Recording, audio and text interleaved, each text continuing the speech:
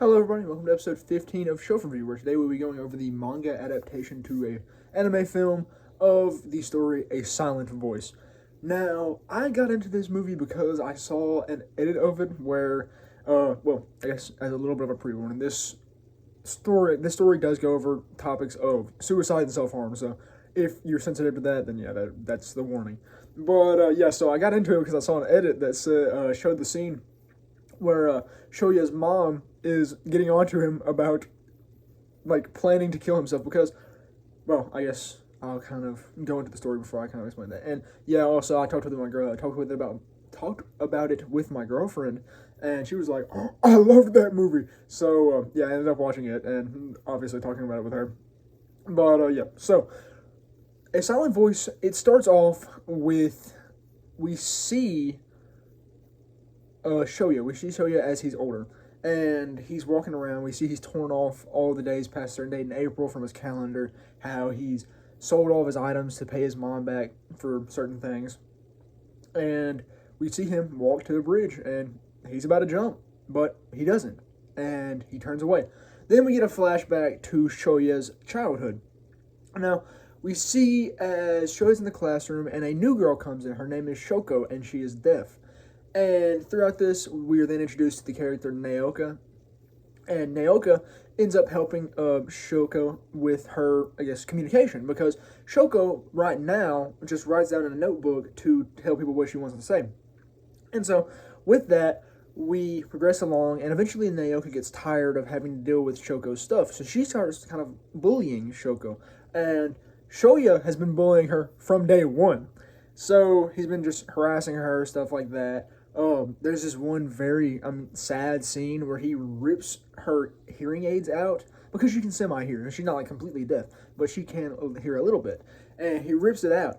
And this kind of confused me because later on in the story they mention that Shoko has a scar from Shoya, so I don't know if he like clawed her when that happened or something, or it like scarred her ear somehow, because she bleeds after that, so I presume she's bleeding from her ears. But that wasn't really ever clarified, and it's not really important. I just kind of noticed that. But then just kind of progressing along, and then Shoya has this little friend group, and this friend group has kind of been harassing Shoko as well, and almost everyone in the class has. And there's this one scene where Shoya is just being an absolute imbecile because he's writing stuff up on the board, and then he's talking to Shoko because he's writing stuff that's defamatory toward her or slanderous, and she's like, "Thank you for erasing it," after he does, because he acted like someone else did it, and then he goes off on her. And then there's a scene where where Shoko, so there is a point in which Shoya is confronted about his bullying, and everyone kind of leaves him in the dust, even though everyone else was bullying Shoko as well. And so everyone begins to ostracize him. He becomes a very lonely person. And so there's this one time where a bunch of people had scribbled on his desk and all of that, so essentially returning the bullying. And Shoko is in the classroom cleaning off his desk. And he pulls up, he's like, "Get away from my desk, bub." And they start fighting, and honestly, after that, I was like, I kind of hope Shoya actually kills himself, because he was a turd. He was absolutely, like, insufferable. Not insufferable, he was irredeemable, because he's harassing this young girl who is too naive to see what is going on, and is just trying to be kind, and Moshe is being an op. So, I was not a big fan of Shoya in the first part of the movie, but he does grow on me. That is a good thing. He does grow on me. So, there's this one scene as well where Shoko is pushed into a fountain by Shoya, and her book gets sodden. And, he ends up keeping her book because he found it. And, eventually, we go back to the current timeline, and we see Shoya looking for Shoko. And he goes to what is presumed to be her school. Well, he sees her at a sign language class, and they briefly talk, and then he goes looking for her at her school. And because she talks to him about briefly how she likes feeding the koi in a little nearby lake. Not lake, but like creek thing. But, after that, I presume it's probably a river, not a creek. It's not really important. But then, he goes looking for her, and he goes to the classroom, and this little kid comes in there, and she's like, it kind of looks like a little boy, and he says, it's okay, so it's Shoko's sister is Yuzuru, and man, she's just like, no, you can't see her. And then he ends up coming back after making a friend. And this friend, I don't remember what his name is because he's only said like I think twice throughout the entire movie. But he's green-haired Afro kid, and they end up coming back, and he ends up warding off Yuzuru while Shoya can go give Shoko the bread so they can go feed the koi. They end up spying on them while they're feeding the koi and all that, and reading their sign language. But yeah. Then, after that, kind of progressed along in the story, and Shoya continues to make more and more friends. He continues to make amends because people are seeing that he's not the horrible person that he once was. And they're just coming to that realization because we see that through them reconnecting with Miyoko, who was one of the girls who was really kind to Shoya in the earlier parts because she helped her out and just kind of, I think, yeah, because she was one of the ones who was dedicated to learning sign language because they tried to teach the whole class sign language, but they're like, I'm not going to do that. So they just ended up doing the Miyoko predominantly learning it, and Miyoko was kind of the one who helped Shoko communicate and all that. So after that, we just see them slowly build friendships, and we see Naoka again. And Naoka is still kind of a horrible person. So we first see it, and Naoka ends up seeing Shoya at like this cat bar she's working as a cat club, and they got a bunch of like cat diary, not cat, it's like a cat cafe, not a club. A club's kind of an odd word to be using there, but it's just a cat cafe. And she ends up seeing him again, and they end up meeting up. They don't end up meeting up, but he's like biking around one day, and she sees him, and she comes up and talks to him, and they look over the road, and they see Shoko, and she's like, hey, you want to go do the things we were doing back in the day? And so she goes and harasses Shoko. She rips out one of her hearing aids, and she's like, show you a catch like we did in the old days. And he's like, no, I'm not doing that because I'm not a bum anymore. And she gets mad and storms off. But, yeah, eventually all this friendship building culminates to an eventual trip to an amusement park where they all go and they're having fun, having time of their life, doing things.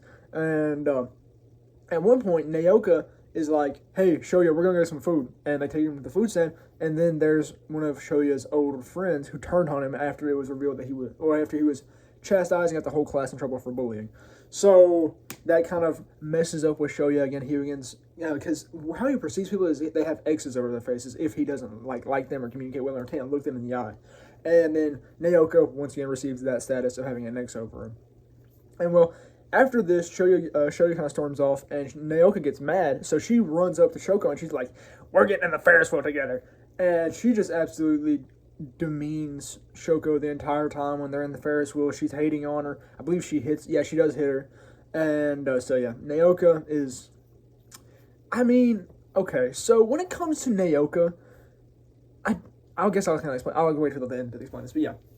So then after that, we progress more along in the story, and there's kind of some important things, but there's nothing much until the fireworks show and Shoko's mother's birthday, because Shoya comes over for the mother's birthday, and they're all chilling, they're happy. She's grown on him, he's grown on her just a tad, because like they meet up after the time skip, and she hits him, but yeah, he ends up coming. She's like, what is he doing at my house?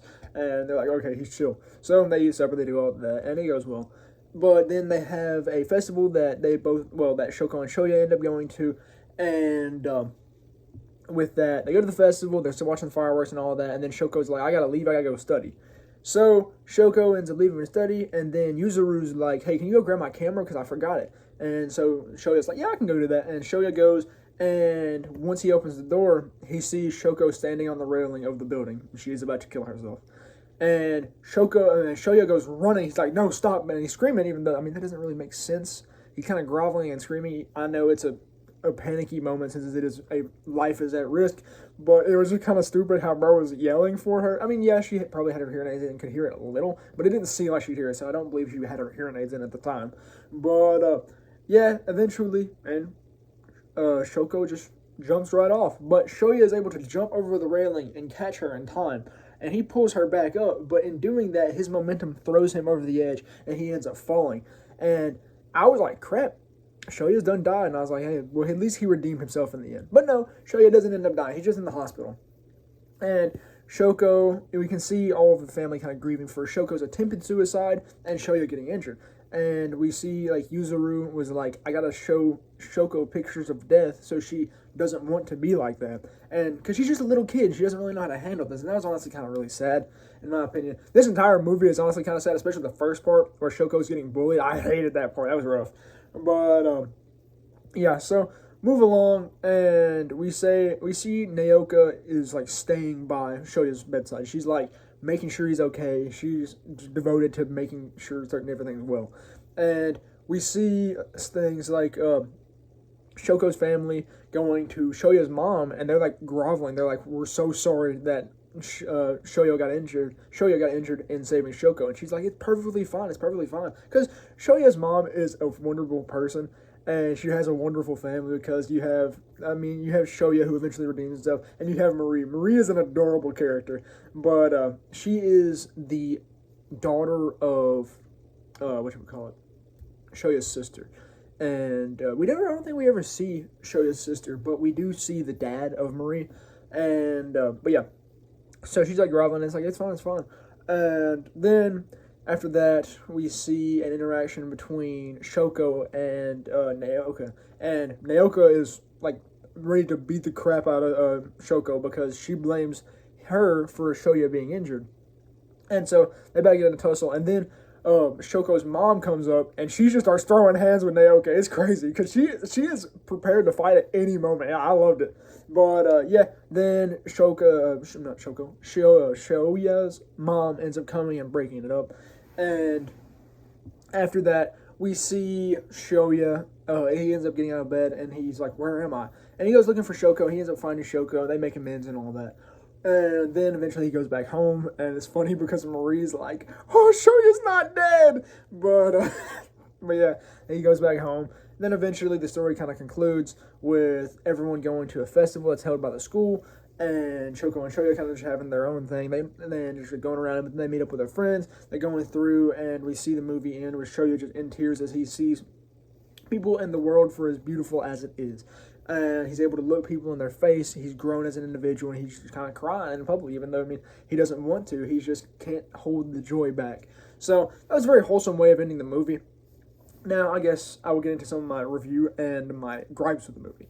So, when it comes to, like I was at that point I was going to make about Naoka. Okay, I feel like Naoka may be an overhated character. Because, okay, she did have malicious intent in her heart. But we see that it is because of, I guess, we don't see that, but it can be presumed that it's out of a, I guess, wheel of retribution. She feels as if she's been wronged. Because we see that Naoka truly does love Shoya. It is likely in a romantic sense, but it's never in the, I believe, my girlfriend at least said that the manga and the anime movie had two different endings, and I believe in the manga she said that Shoya and Shoko do end up as a couple, which I don't really agree with, because I think they should have been friends, because they could have been really good friends. Yes, there was some romantic, tendencies between them, but I believe the movie did it well with ending them as friends. And so, but yeah, so Naoka, I don't believe she did it out of pure malicious, malicious intent for Shoko. I believe she did it because Shoko was taking away Shoya from her. Because before Shoko came around, Naoka was with Shoya a lot because Shoya wasn't with Shoko. But then, as time progressed, Shoya ends up spending more and more time with Shoko, so Naoka feels like she's being neglected, and therefore she seeks retribution. And I don't believe it's right of her to have harassed a deaf girl like that, but I believe it is a very human reaction. She is, I guess, one of the most human characters in that story because she is one who follows human volition. And so I wouldn't say that I liked Naoka as a character. I liked the characteristics she displayed, though, and just what she stood for, really.